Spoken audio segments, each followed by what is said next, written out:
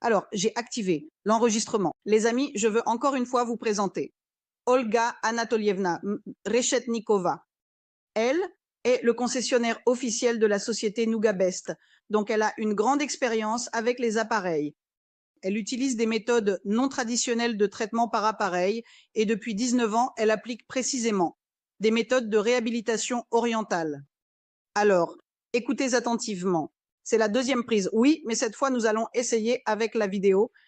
Accueillez Olga Anatolievna, les amis. Oui, bonjour. Une équipe florissante. Je suis très heureuse de communiquer avec des gens aussi formidables. Je vous aime, tous beaucoup. Et aujourd'hui, nous allons aborder un peu, enfin, pas un peu, au contraire. Nous allons examiner en profondeur l'un des appareils de la société. Qu'est-ce que c'est? Ce sont des semelles. Aujourd'hui, nous allons en parler. Quelques mots sur moi. Depuis 19 ans, comme cela a déjà été mentionné, j'aide les gens à être en bonne santé, sans médicaments. Je travaille dans une entreprise qui se consacre principalement à la restauration de la colonne vertébrale et du système musculo-squelettique. Et cet appareil dans l'entreprise m'a beaucoup intéressée. On ne peut pas l'appeler autrement. Ce sont des semelles, on les appelle, des semelles orthopédiques. Mais j'aimerais les appeler autrement, car ce ne sont pas des semelles. Les amis, c'est un mode de vie sain, en commençant par les racines de nos pieds. Et aujourd'hui, nous allons examiner en détail cet appareil pour les pieds. Comme on dit en Orient, les pieds sont le deuxième cœur de l'homme. Pourquoi le deuxième cœur? Parce qu'un très grand pourcentage de la santé de notre corps dans son ensemble dépend des pieds. Et dans nos pieds, le pied gauche, le pied droit, il y a ces muscles en forme de voile qui, oui, voilà, je viens de dessiner le pied comme ça. Certains d'entre nous sont déjà ici pour la deuxième fois aujourd'hui, d'autres pour la première fois, la voûte plantaire. Dans la voûte plantaire, nous avons un muscle en forme de voile. Et c'est de lui que dépend la santé de notre colonne vertébrale. Mais en général, nos pieds, oui, qu'y a-t-il dans notre voûte plantaire? C'est le pied plat.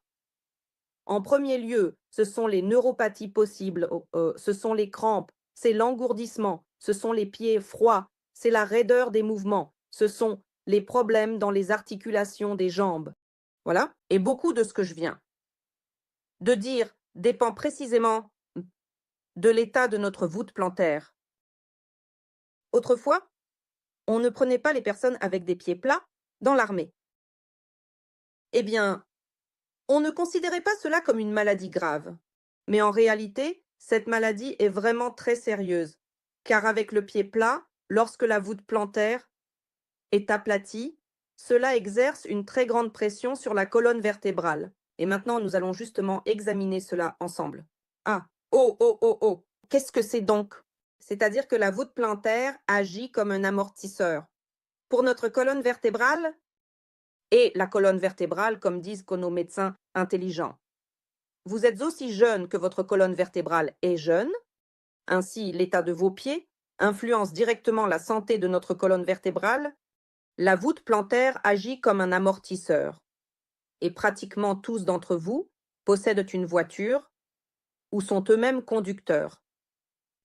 Et vous savez que lorsque les amortisseurs d'une voiture tombent en panne, quand les amortisseurs fonctionnent bien, la voiture roule en douceur sur toutes les bosses et les trous. Mais dès que le ressort de l'amortisseur se casse, la voiture commence à rouler de cette manière. Sur tous ces petits trous et un amortisseur cassé. Mais complètement hors service, tout le système de suspension de la voiture. Je ne fais pas cette comparaison par hasard, car c'est précisément ce muscle qui amortit lors de la marche, de la course, même lorsque nous sommes debout, par exemple dans un bus. Ce muscle amortit les chocs sur la colonne vertébrale. C'est-à-dire qu'ils deviennent souples. Elle amortit tout notre corps Et oui, les vertèbres aussi, entre lesquelles se trouvent les disques intervertébraux, et tout cela adoucit nos mouvements.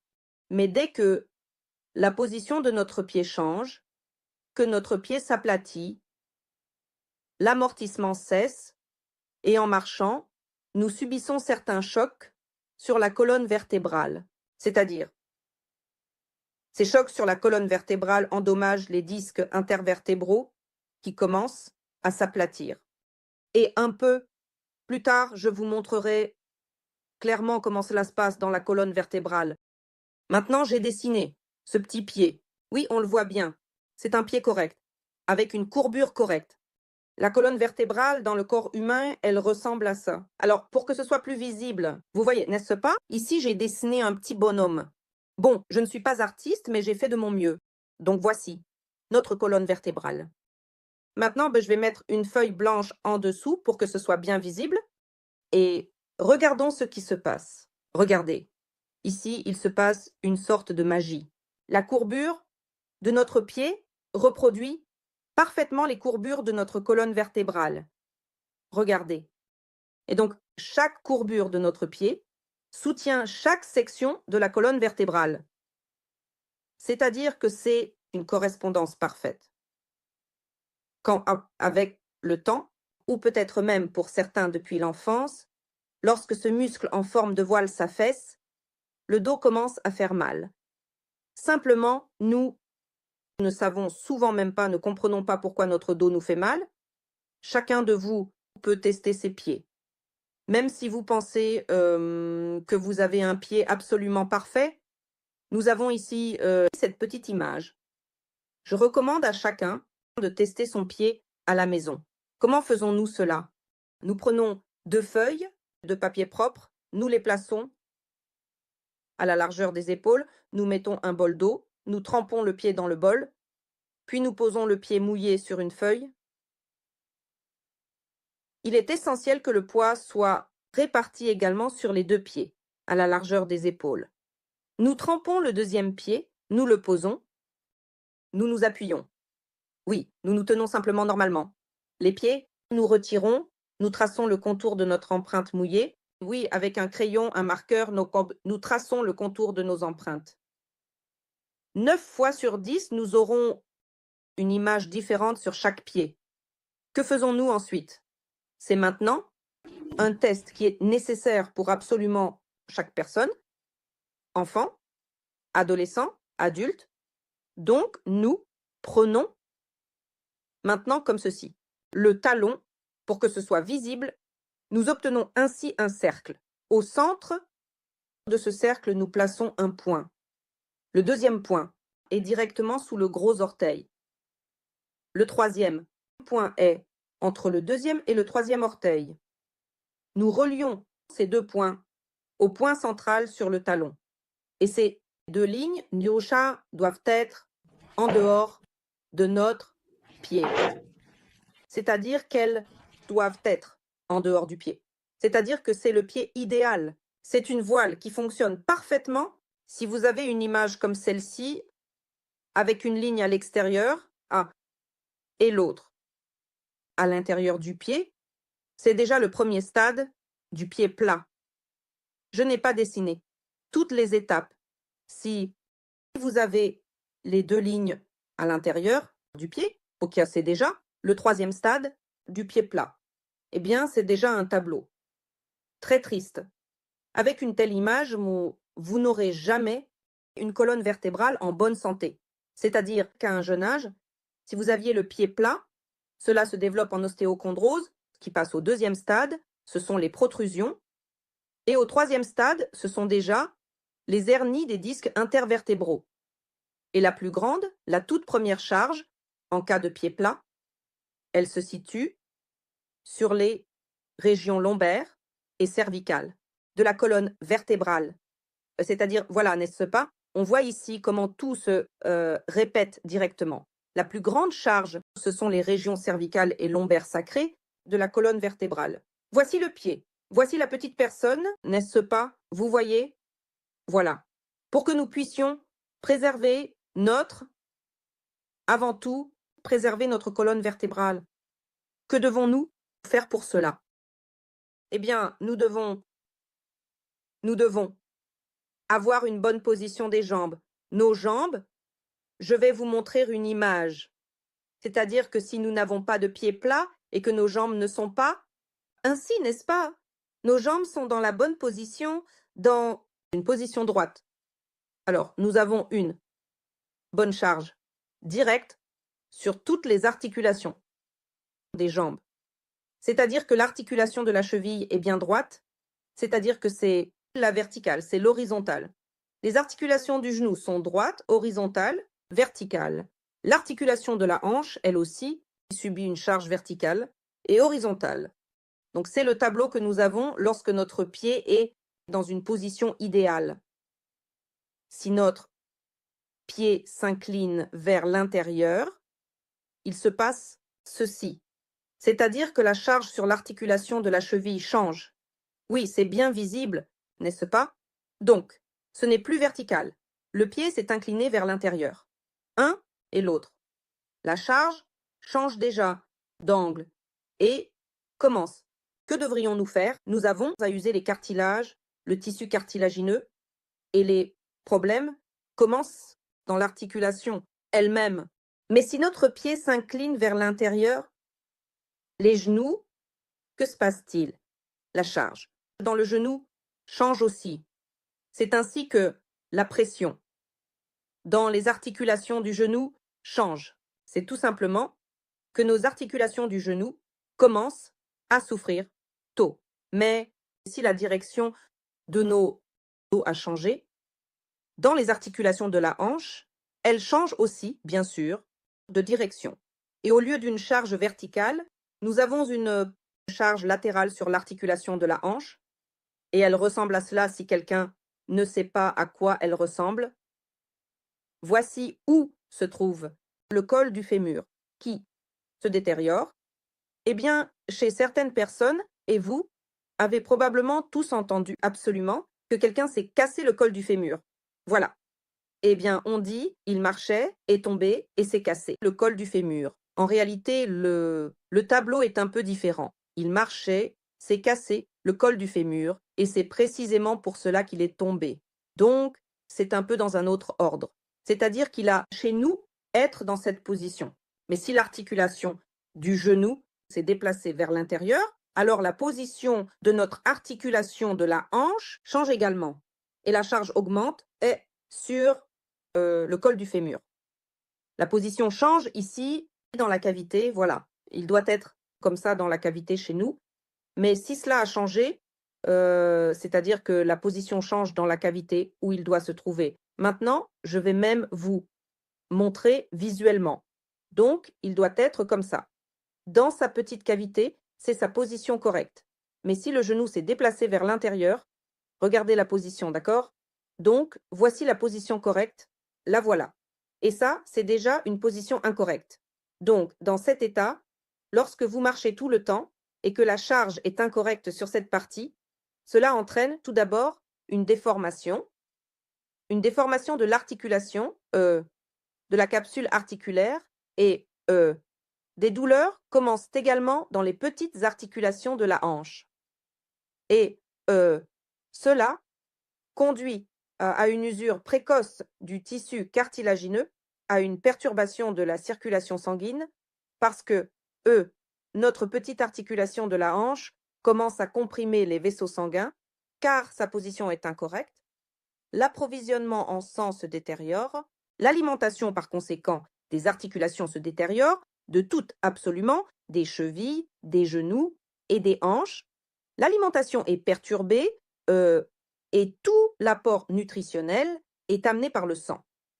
Le sang apporte aussi de l'oxygène et des oligoéléments, des minéraux et des vitamines.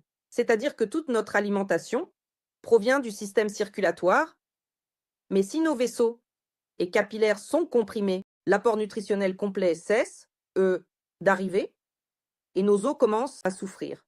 Et notre cartilage se rétablit très mal, le tissu, n'est-ce pas? Regardons l'image dans son ensemble. Oui, voilà, s'il vous plaît, c'est la position correcte. Ici, je suis là, c'est notre bassin. et ce sont les jambes. Je pense que maintenant tout est visible. Et cette position est ce qui se passe lorsque notre pied s'affaisse vers l'intérieur. Donc, il y a quand il s'affaisse vers l'intérieur. Ensuite, ce n'est pas encore tout.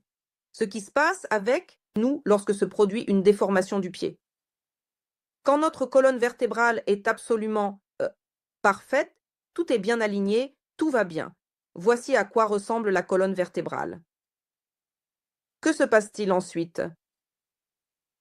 Déformation du bassin. Chacun de vous fera ses propres jambes lorsque vous testerez selon ce dessin. Je vais tout envoyer plus tard.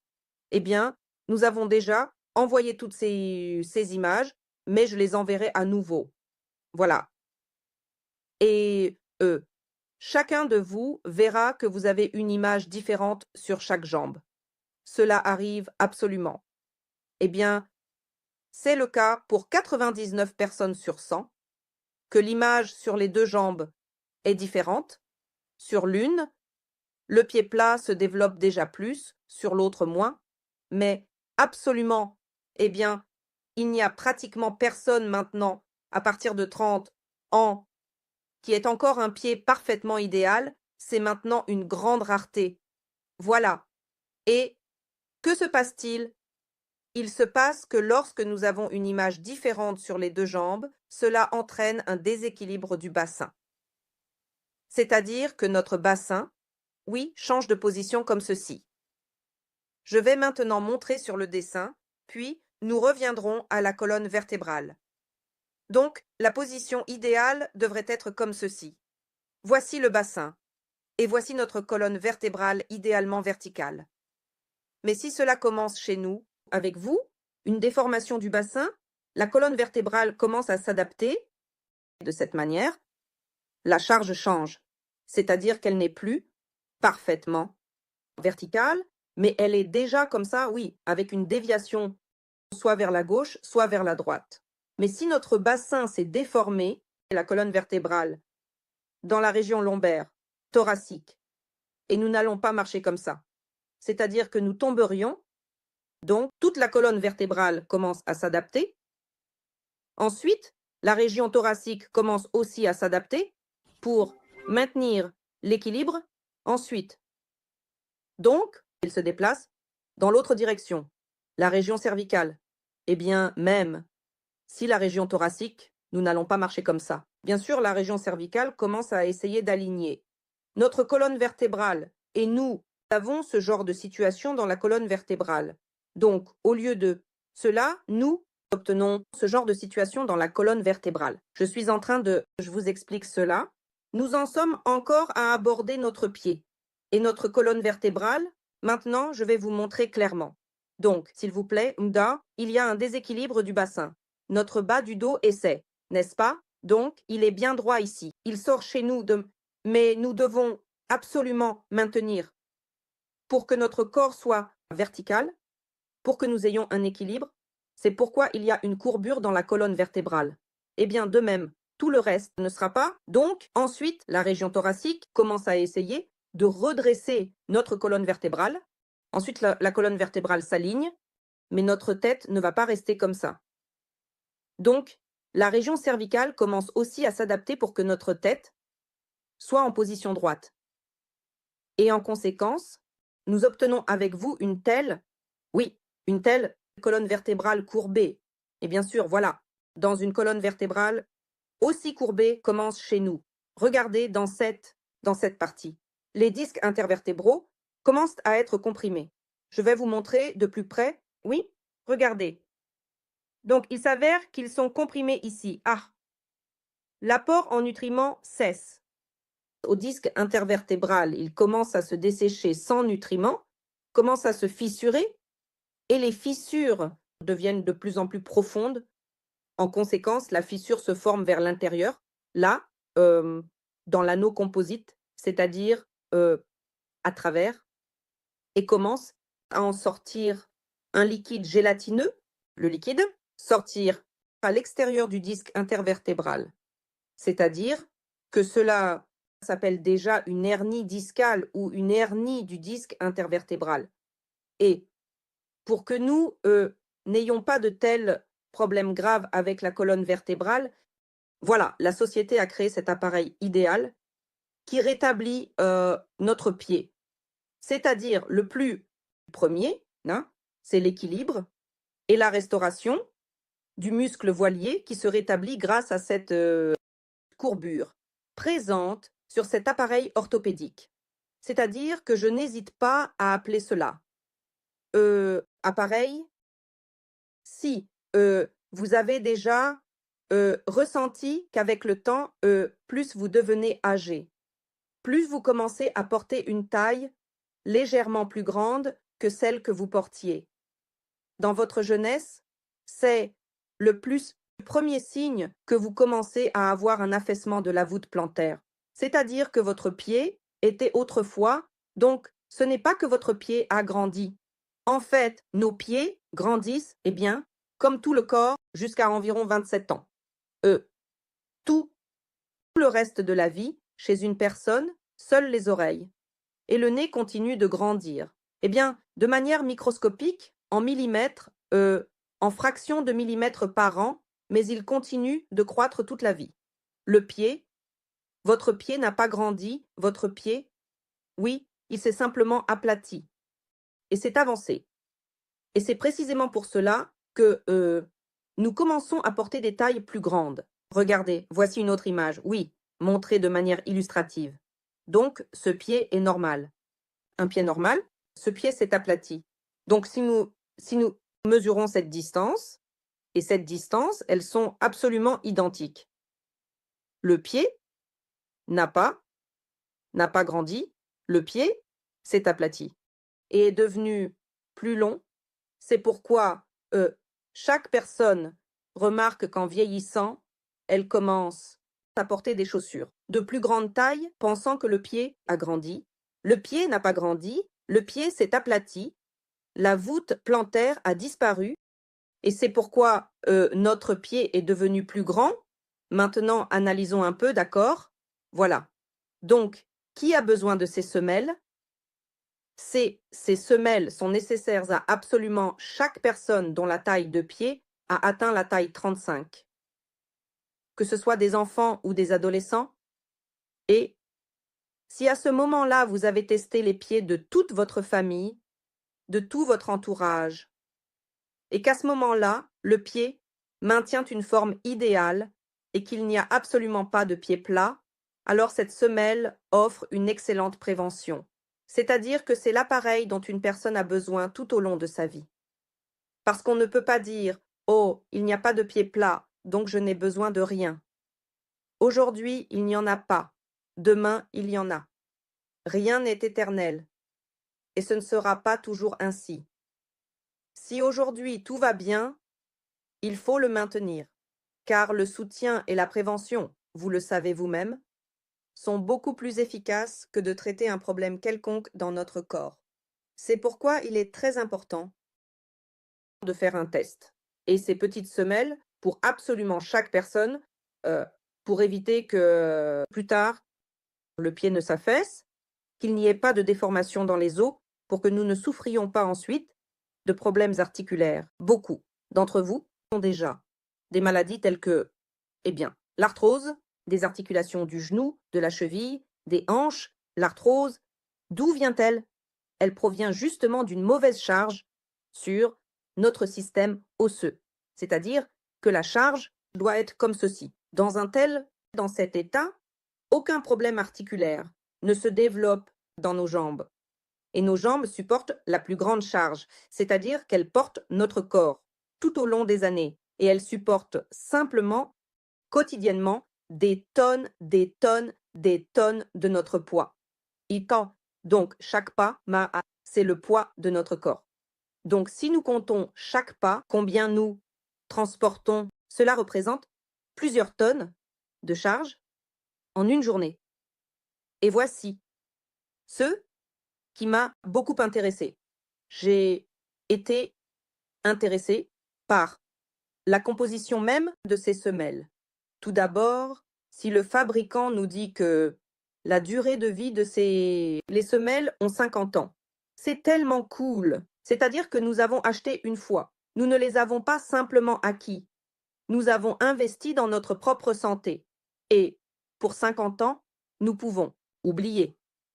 S'il y a déjà des problèmes avec la colonne vertébrale en ce moment, s'il y a des protrusions, des hernies, bien sûr, ces semelles, je ne vais pas vous tromper en disant que ces semelles guériront vos hernies.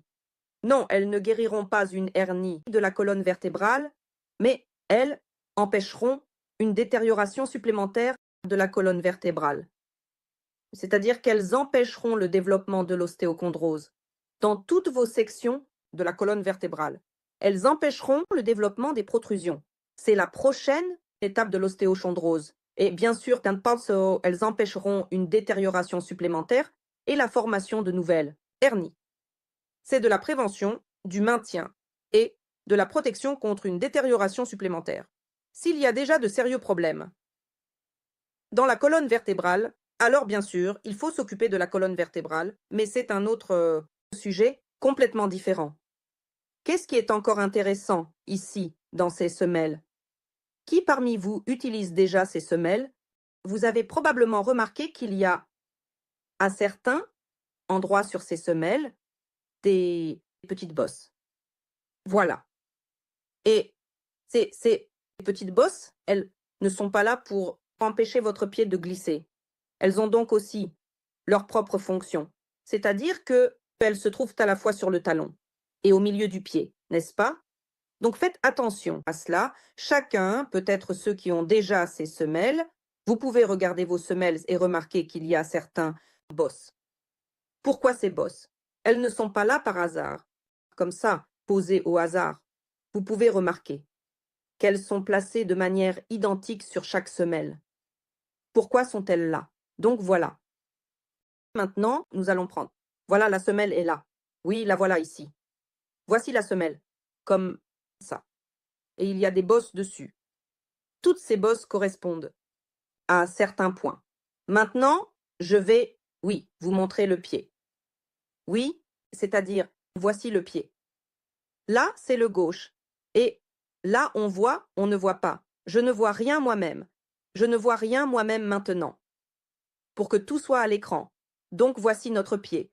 Et dans ce pied, voilà.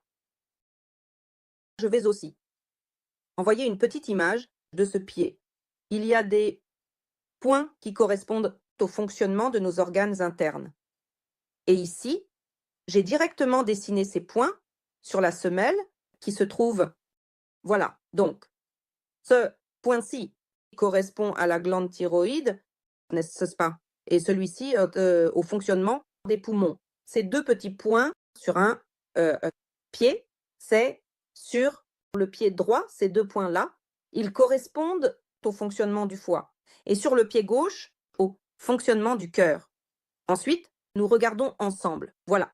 Donc voilà, ce point correspond au fonctionnement de l'estomac, ce point-ci au fonctionnement du pancréas. Ce sont ces petites bosses qui se trouvent sur les semelles. Sur les semelles. Ce point à l'extrémité correspond au fonctionnement de la vessie. Voilà, autre part. Ces deux pointes-là correspondent au fonctionnement de l'intestin. Entre eux, au milieu, se trouve le point de l'insomnie. Donc même avec cela, la semelle fonctionne. Et même à ce point, qui est responsable d'un bon sommeil, il y a aussi bon sommeil. Il y en a un là aussi. Nous avons ce genre d'élévation qui produit une micropression. Et le point central, sur le talon, il est responsable de notre système génito-urinaire, enfin des organes génitaux. Ces bosses sur la semelle, elles produisent également ce sont les protubérances sur les semelles intérieures. Elles sont toujours produites. Ici, une micropression. C'est pourquoi il est très bon de porter la semelle directement sur le pied nu. Ou si vous portez des chaussettes, qu'elles soient très fines, c'est-à-dire que sur des chaussettes épaisses, nous obtiendrons un soutien du pied si les chaussettes sont épaisses, mais nous ne bénéficierons pas de la micropression sur certains points qui améliorent la fonction de nos organes internes. Et ce n'est pas tout. Alors, qu'est-ce que nous prenons encore avec vous? C'est-à-dire que nous prenons la semelle, nous la retournons. Juste par curiosité, chacun doit absolument regarder à la maison. Donc ici, sur la voûte plantaire, et la voûte plantaire n'est pas seulement un amortisseur, il y a aussi une très puissante chakra qui donne de l'énergie à tout le corps. Et c'est précisément ici, dans la voûte plantaire, que se trouvent les petits aimants. Ainsi, 6 aimants sont disposés de cette manière sur la semelle. Ils sont dessinés en noir et ce sont des aimants. Maintenant, ils sont probablement bien visibles pour comprendre que ce sont vraiment des petits aimants. Ils sont intégrés dans la semelle. Je vais même juste prendre une aiguille. Regardez, elle est attirée, n'est-ce pas? Où sont nos petits aimants? Les voici. Vous voyez, n'est-ce pas? Les aiguilles sont simplement attirées par les aimants qui sont intégrés dans notre semelle. Vous voyez, n'est-ce pas? Elles sont attirées. Nous pouvons les placer à un autre endroit, vers un autre petit aimant. Il y en a donc 6 ici. Et ils se trouvent, oui, à l'endroit le plus important. Pourquoi ces aimants? Beaucoup d'entre vous, peut-être, qui avaient des douleurs aux épaules, au cou, ont consulté un médecin et le médecin a prescrit des aimants. C'est-à-dire que vous alliez au cabinet de physiothérapie et on vous plaçait des aimants ici. Pourquoi? Les aimants, en fait, magnétisent notre sang. Et justement, la magnétothérapie soulage parfaitement les spasmes des parois des vaisseaux sanguins et des capillaires. Cela s'appelle la magnétothérapie. Et donc, la magnétothérapie est intégrée ici, dans ces semelles. Nous avons désappris à marcher pieds nus sur la terre, même pendant les belles journées d'été, quand c'est possible. Nous prenons soin de nos pieds, nous ne voulons pas les laver trop souvent, et même lorsque nous sommes à la campagne ou que quelqu'un vit dans sa propre maison, nous essayons de marcher partout en chaussures. Voilà. Et ces chaussures en plastique, comme les tongs, ne nous permettent pas de recevoir le champ magnétique de notre terre-mère. Ainsi, pour que nous puissions recevoir le champ magnétique 365 jours par an, le fabricant a placé ici ces aimants qui magnétisent notre sang, les parois des vaisseaux sanguins et des capillaires. Que se passe-t-il lorsque nous vieillissons? Nous perdons notre champ magnétique. Chacun de vous voit comment nos enfants, nos petits-enfants ne tiennent pas en place. Combien ils ont d'énergie, combien ils ont de vitalité. Et nous, en vieillissant, nous voulons déjà un peu nous asseoir quelque part. Alors, pourquoi? C'est-à-dire que nous perdons notre champ magnétique. Et lorsque nous le perdons, les parois de nos vaisseaux, qui devraient être élastiques, se contractent, sont en spasme, et cela nuit à la circulation du sang à travers les vaisseaux. Lorsque le champ magnétique magnétise les parois de nos vaisseaux, elles passent de l'état spasmodique à un état détendu, elles expirent et commencent à fonctionner en douceur, permettant au sang de circuler doucement vers le haut, des jambes, oui, le sang veineux monte vers notre cœur. Et ces aimants, ils n'affectent pas seulement nos jambes, c'est une influence directe sur le fonctionnement de notre cœur, parce que notre cœur, c'est une pompe. Certains l'appellent un moteur. Non, ce n'est pas un moteur, non, c'est une pompe. Et elle pompe constamment le sang, c'est-à-dire que chez les enfants, cela se passe. Très bien, parce que, eh bien, il y a un champ magnétique suffisant. C'est-à-dire que lorsque notre sang descend des parties supérieures vers les jambes, il a déjà libéré tout l'oxygène, tous les nutriments, et la lymphe collecte toutes les toxines. Le sang le plus impur descend vers les jambes. Et notre cœur doit pomper le sang des jambes à travers les vaisseaux les plus longs. C'est-à-dire que de notre cœur aux jambes, nous avons les vaisseaux les plus longs. Et de là, il essaie de remonter le sang impur, visqueux et froid vers le haut. c'est-à-dire que notre cœur fait iou, you, you, et plus le sang est impur et l'état des vaisseaux est mauvais, plus notre muscle cardiaque est sollicité, ce qui conduit au développement de diverses maladies du système cardiovasculaire. Ce sont toutes sortes d'arythmies, d'angines de poitrine, d'extrasystole et ainsi de suite. Il y a une multitude de maladies. En conséquence, cela conduit également à la maladie coronarienne. Et l'ischémie, c'est l'usure prématurée du muscle cardiaque. Quand il était bien ferme, puis il est devenu tout flasque parce qu'il s'est simplement usé prématurément. Et ensuite, cela conduit à un infarctus du myocarde. Pour que nous puissions soulager la charge sur le cœur, réduire, c'est-à-dire, c'est ici que la magnétothérapie est également utilisée, qui magnétise nos cellules sanguines, qui magnétise les parois de nos capillaires et vaisseaux, et par conséquent, le sang devient fluide, il ne devient pas plus liquide ou, là, plus fluide. Non, non, c'est-à-dire que notre sang reste tel qu'il est. Non, il ne deviendra pas de l'eau. Notre sang cesse de s'agglutiner. Notre sang devient simplement fluide. C'est-à-dire, il y a un état, oui, prenons simplement une comparaison élémentaire. Il y a du compote, il y a de la gelée. Allons-y, mettons dans un entonnoir, plaçons un entonnoir et versons dans une bouteille du compote. Il passera parfaitement et se versera rapidement dans notre bouteille. Mais si nous plaçons un entonnoir dans la bouteille voisine et commençons à y verser de la gelée, cette gelée commencera à s'enliser dans cet entonnoir et elle commencera à s'écouler en petites portions, là, ou à tomber en morceaux, en grumeaux, dans cette bouteille. C'est-à-dire, voilà le sang fluide, voilà le sang froid et le sang visqueux. Donc, deux états, sang visqueux et sang fluide. Ainsi, justement à partir de l'état visqueux, ces semelles amènent le sang à un état fluide, c'est-à-dire normal quand nous analysons cela ensemble. Il est très important pour moi que chacun de vous comprenne ce que fait cet appareil et puisse le transmettre à chaque membre de sa famille, à ses connaissances, à ses proches. Donc, c'est ainsi que dans nos petits vaisseaux, dans les capillaires et les vaisseaux, les cellules sanguines se déplacent quand tout va bien, quand nous avons un champ magnétique parfait, quand nous avons les petits vaisseaux. Ici, nous avons aussi des valves.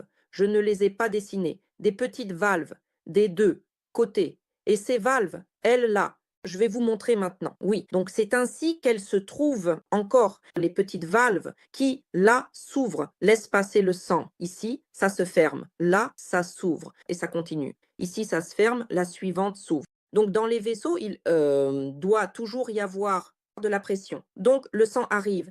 Ah, pousse la valve suivante. Oui, ici, la valve s'est fermée. Oui, ensuite, la valve s'est ouverte. Le sang a continué. Donc, quand notre sang est en bon état, le sang circule parfaitement dans nos vaisseaux sanguins. Si les particules de sang commencent à s'agglutiner, de cette manière, ce sang épais, c'est-à-dire qu'ils commencent à s'agglutiner. Et ces amas ont déjà plus de difficultés à passer par nos vaisseaux et capillaires. Donc, que se passe-t-il? Ce sang épais adhère aux parois des vaisseaux, commence à se dilater les vaisseaux. Les parois des vaisseaux s'étirent et nous commençons à avoir des varices. Si nous n'y prêtons pas attention, alors cet état, oui, chez nous avons des vaisseaux étirés, étirés. Le sang se déplace en amas. Et à un moment donné, une paroi ne supporte plus la pression et éclate. Si cela se produit quelque part sur notre corps, cela peut simplement entraîner la formation de bleus. Mais si cela se produit dans le cerveau, le sang commence à s'écouler au-delà de nos limites du capillaire et cela provoque un AVC. Donc regardez, nous avons maintenant expliqué que cette semelle fait de la prévention des infarctus car elle améliore la circulation sanguine dans les jambes. Dans les infarctus, seules les jambes sont responsables.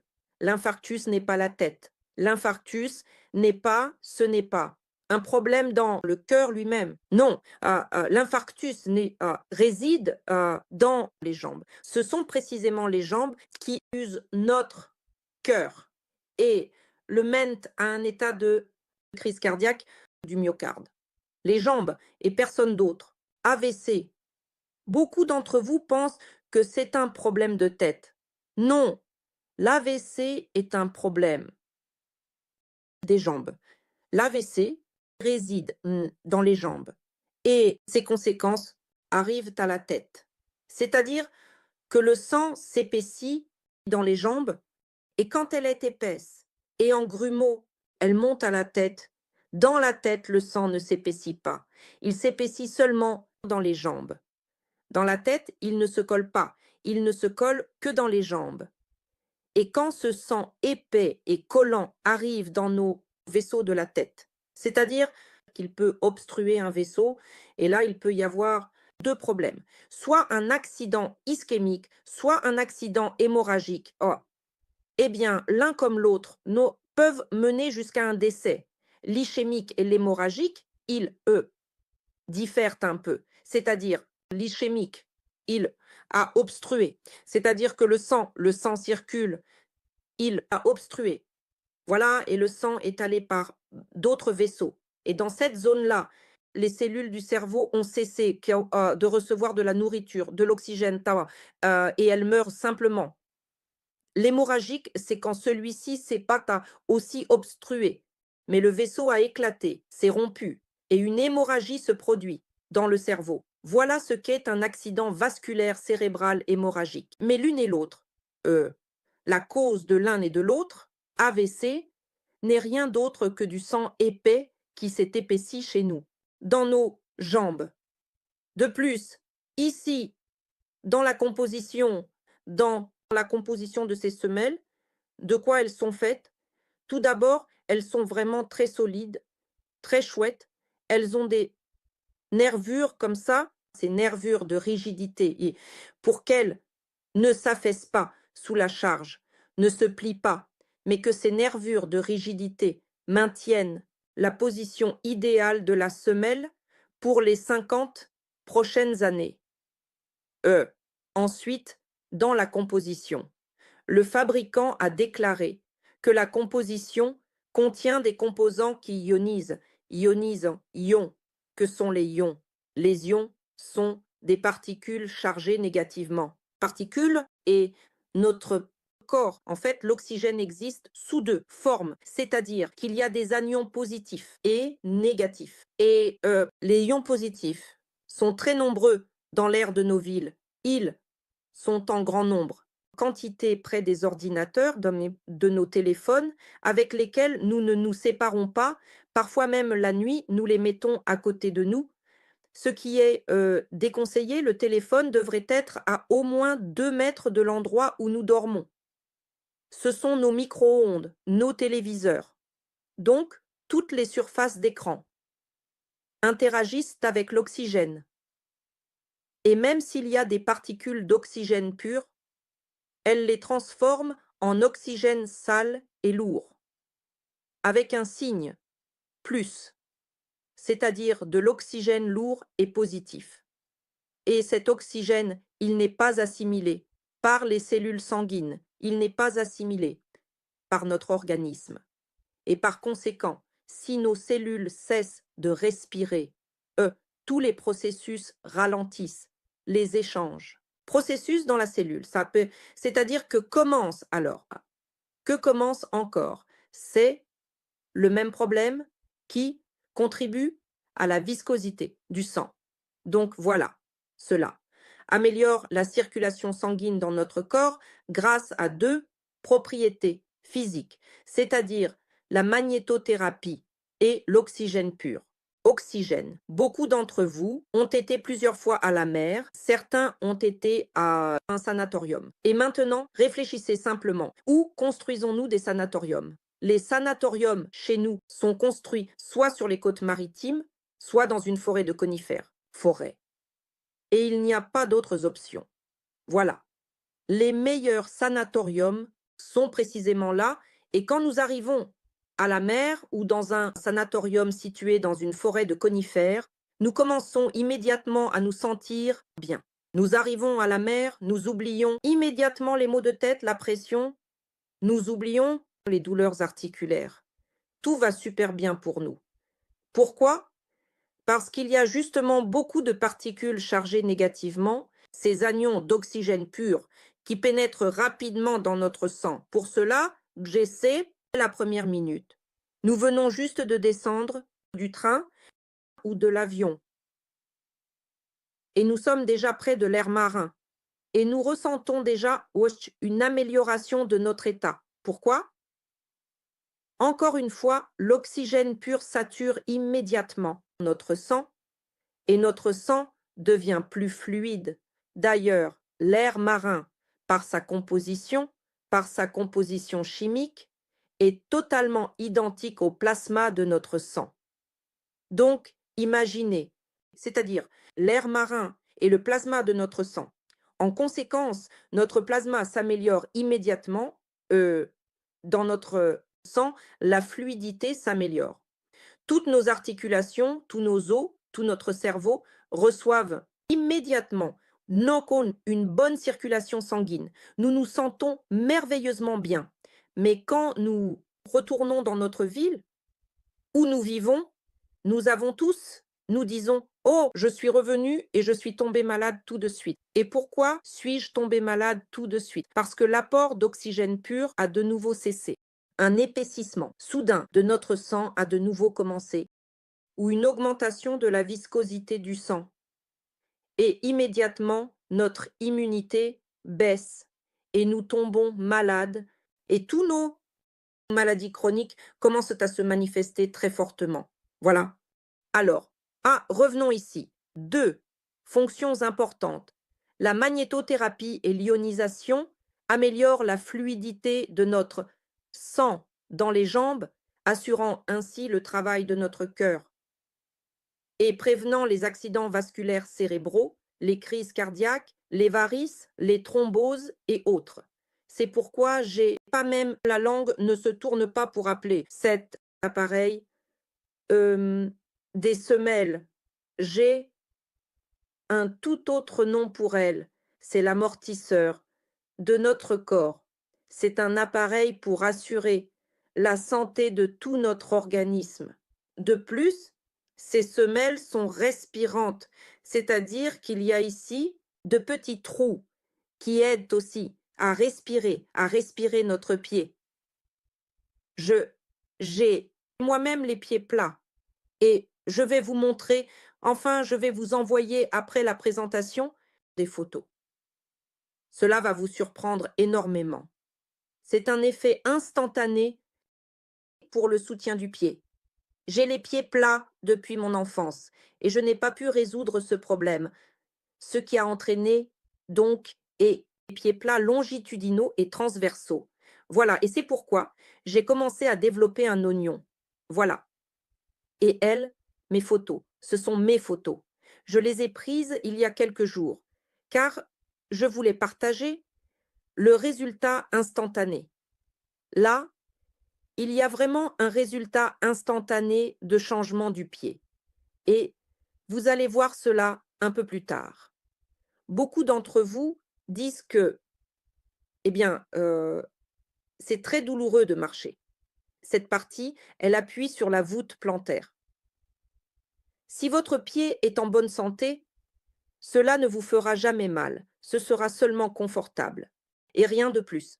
Si vous avez mal, cela signifie qu'il y a un problème, pas dans le pied, oui, dans la voûte plantaire que vous avez déjà, mais ici, votre choix est soit de retirer, oui, cet appareil de vos chaussures et de continuer à détruire vos articulations et votre colonne vertébrale.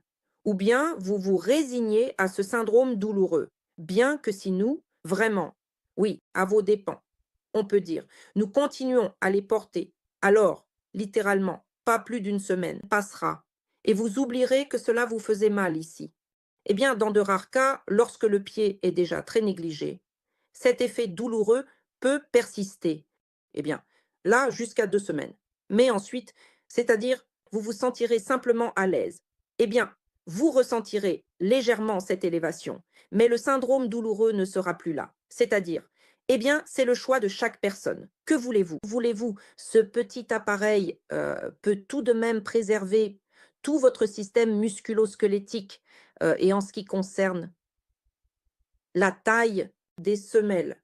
C'est-à-dire que vous devez acheter la taille des semelles, celles que vous portiez auparavant, c'est-à-dire celles que vous portiez quand vous aviez 30 ans. Oui, 27, 30 ans. Si vous portiez la taille 35 et que maintenant vous avez la taille 36, eh bien, en principe, vous achetez des semelles de taille 35-36. Si vous aviez la taille 36 et que c'est devenu 37, vous ne prenez pas 37, 38. Vous achetez une semelle de taille 36, c'est-à-dire 30. 5 à 36. Et, pourquoi? Avez-vous besoin d'une semelle de plus grande taille? Vous devez retrouver votre pied aplati. Voilà, il s'est aplati. Vous devez le ramener à la taille que vous aviez quand vous aviez moins de 30 ans. Si vous aviez 37 et que c'est devenu 38, eh bien, en conséquence, tout est égal. Enfin, vous prenez 37, 38. Mais si vous avez maintenant 37, 38 et que c'était 36, gardez à l'esprit que vous avez besoin d'une semelle de taille 36, 35, 36. C'est-à-dire que vous revenez à cette taille. Sinon, votre pied sera soutenu et la semelle sera trop grande pour vous. De plus, ce n'est pas vraiment une semelle ici, c'est une demi-semelle et c'est aussi un facteur très important parce que nos doigts de pied et notre coussinet qui est sous les orteils ne se cessent pas. Maintenant, je vais prendre ceci. Voici le coussinet, ce coussinet doit toujours être en mouvement. Elle ne doit pas être fixée. Ce qui peut être fixé, c'est la voûte plantaire et le talon, c'est-à-dire que la fixation est ici. Ensuite, nos orteils doivent toujours être actifs. Ils doivent amortir et ils doivent aider à renforcer la voûte plantaire.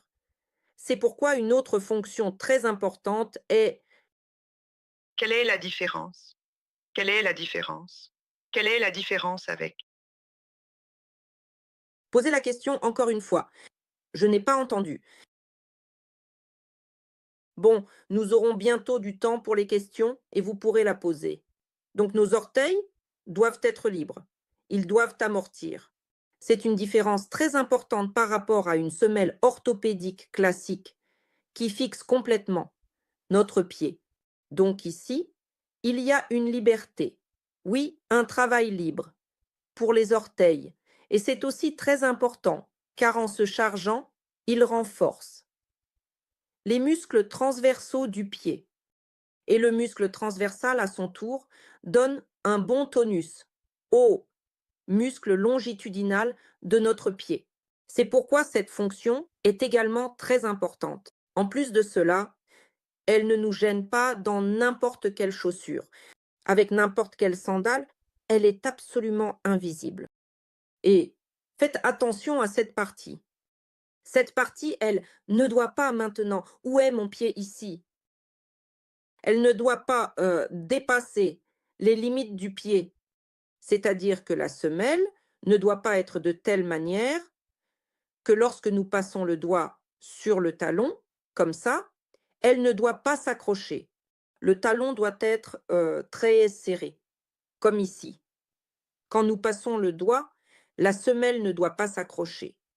Elle ne doit pas, c'est-à-dire que notre talon doit s'appuyer directement de cette manière. Voilà, bon, voilà, ah, voilà, voilà, voilà, voilà, n'est-ce pas? Voilà, je réfléchis à comment mieux vous montrer. Donc le talon doit être comme ça. Pas comme ça, les filles, mais bien comme ça. Et les garçons aussi, s'il y en a parmi nous, n'est-ce pas?